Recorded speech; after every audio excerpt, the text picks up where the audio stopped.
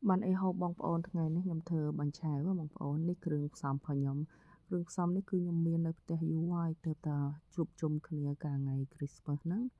ក៏នាំគ្នាធ្វើបាញ់ឆែវចាក់ញ៉ាំអញ្ចឹងរបៀបពួកខ្ញុំលាយបាញ់ឆែវគឺម្សៅពីរមុខមិញហ្នឹងបងប្អូនម្សៅអង្គហើយនិងម្សៅបំពងខ្ញុំលាយចូលគ្នាមកកញ្ចប់ម្នាក់មកហើយបន្ទាប់មកយើងលាយពង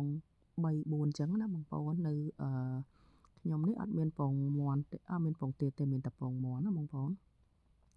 ចឹងយើងដាក់ពងមាន់ចូលហើយយើងវាយវាចូលគ្នាលាយចឹងទៅហើយចាក់ខ្លាញ់បងប្អូនកុំភ្លេចខ្លាញ់ចាក់ខ្លាញ់ហើយកូរវាមើលមកម្សៅនឹងរៀងល្មាចូលគ្នាហើយដាក់ម្សៅល្មៀតហើយយើងដាក់ទឹកនឹងម្ដងតិចដូចបងប្អូនឃើញនេះគឺខ្ញុំកូរវាលាយម្សៅនឹងឲ្យរលាយចឹងណាបងប្អូនឲ្យរលាយស្អាតហើយបើយើងយកមកចាក់សាកមើលណាបងប្អូនតើវាស្រួយល្មមនឹងយើងចង់បានអត់បើចង់បានយើងយកប៉ុណ្ណឹងទៅបើអត់ទេយើងថែមទឹកតិចទៀតណាបងប្អូនហើយផងខ្ញុំគឺប៉ុណ្ណេះស្រួយល្មមហើយអរគុណច្រើនជម្រាបលាទៅតាមដានវីដេអូខ្ញុំបញ្ចៅទាំងអស់គ្នា